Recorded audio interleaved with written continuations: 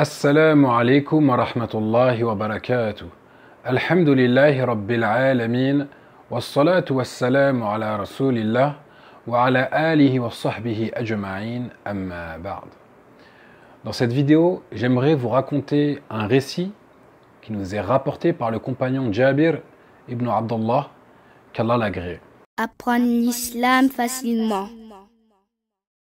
En effet, il nous raconte, et je vais vous raconter l'histoire dans le sens.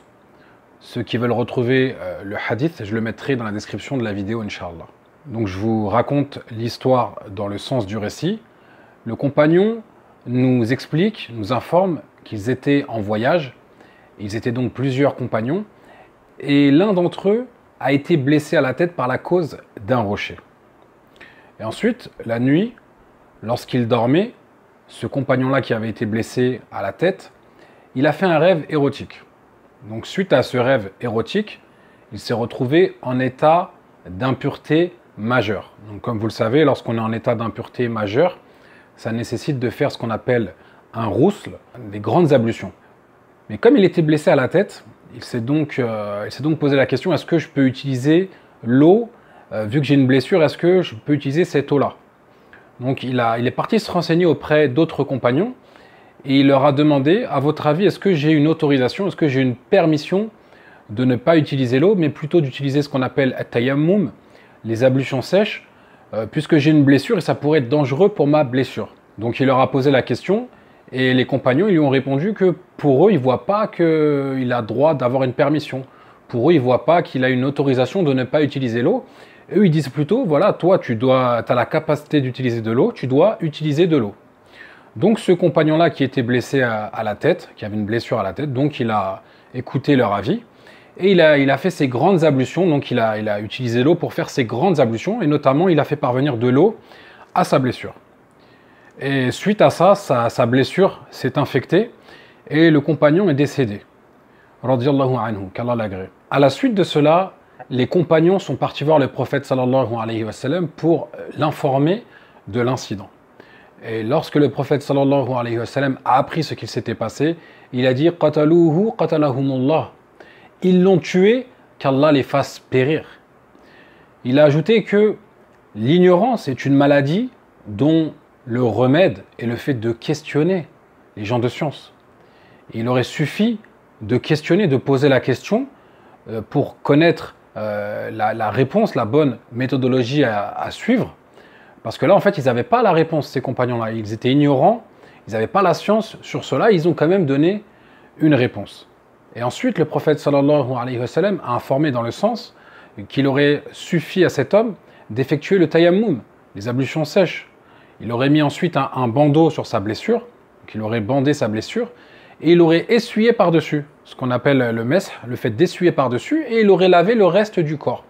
Ainsi, l'eau n'aurait pas pénétré la blessure, il n'y aurait pas eu de contact avec la blessure, et la blessure ne se serait pas infectée.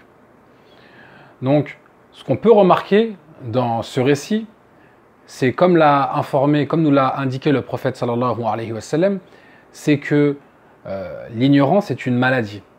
Et le remède, si on peut dire le médicament de cette maladie, c'est le fait de questionner les gens de science. Ce qu'on peut tirer de ce récit également, c'est l'interdiction d'émettre des avis religieux sans science. En effet, ces compagnons, lorsqu'ils ont été interrogés, ils n'avaient pas la science. Ils n'avaient pas la réponse, mais ils ont donné une réponse sans science, et ceci a été la cause de la mort de ce compagnon. Et c'est pour cela que le prophète sallallahu alayhi wa sallam, lorsqu'il a été mis au courant de l'histoire, il a dit « qataluhu qatalahumullah ». Il a dit qu'il l'avait tué et qu'Allah les fasse périr. Donc ça montre vraiment le caractère grave de ce qu'ils avaient fait, d'émettre un avis juridique, ce qu'on appelle une fatwa, sans science. Et ce récit s'est passé à la meilleure époque, à l'époque du prophète sallallahu alayhi wa sallam, l'époque où la science était répandue. Alors que dire de notre époque aujourd'hui? Notre époque moderne où l'ignorance est répandue. Donc, c'est un temps où il faut faire encore plus attention de ne pas émettre d'avis religieux sans science. Et un point important également, on remarque que le compagnon qui était blessé à la tête, lorsqu'il s'est posé la question à savoir est-ce qu'il avait une rukhsa, c'est-à-dire une permission d'effectuer le tayammum, les ablutions sèches. Lorsqu'il s'est posé cette question, il est parti voir les mauvaises personnes qui n'avaient pas la réponse, qui n'avaient pas la science sur cette question-là. Il aurait dû demander à des gens de science. Effectivement, lorsqu'une personne se pose une question, lorsqu'une personne est dans une interrogation, lorsqu'elle est ignorante sur un sujet, elle ne doit pas demander à des personnes ignorantes. Elle doit demander aux gens de science, aux savants de la sunna. Donc, ça c'est un point très très important, puisqu'Allah Ta'ala nous dit dans le Coran « Fas'alou ahla dhikri in kuntum la ta'lamoun » et demandez aux gens du rappel si vous ne savez pas.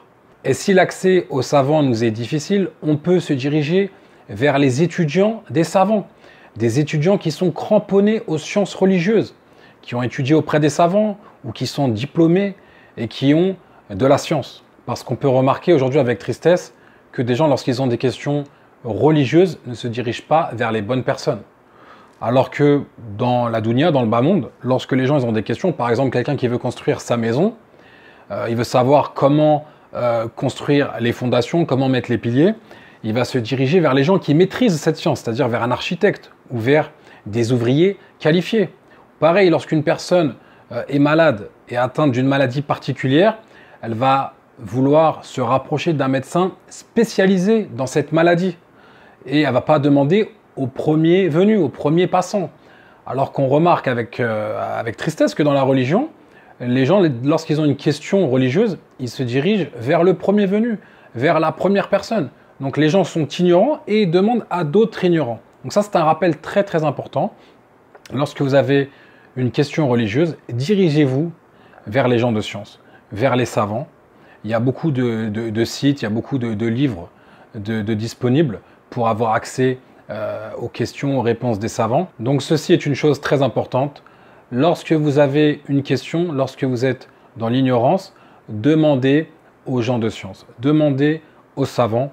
Si vous n'avez pas accès aux savants, alors demandez aux étudiants en sciences, les étudiants des savants qui pourront vous mettre en contact avec les savants ou vous rapporter les réponses à vos questions en se basant sur le Coran et la Sunna avec la compréhension des pieux prédécesseurs. Mais ne faites pas l'erreur de demander aux ignorants, aux gens qui n'ont pas la réponse à votre question, puisque sinon ils vont mal vous orienter. Regardez cet homme, il était blessé à la tête, il a posé la question aux mauvaises personnes, ceci a entraîné sa mort.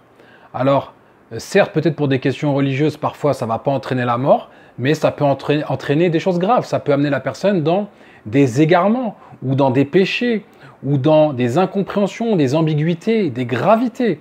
Donc, ne posez pas la question au premier venu, que ce soit dans une mosquée, allez voir quelqu'un qui a étudié, ou allez voir quelqu'un qui est diplômé, quelqu'un qui est reconnu pour sa science, qui est accroché à la sunna.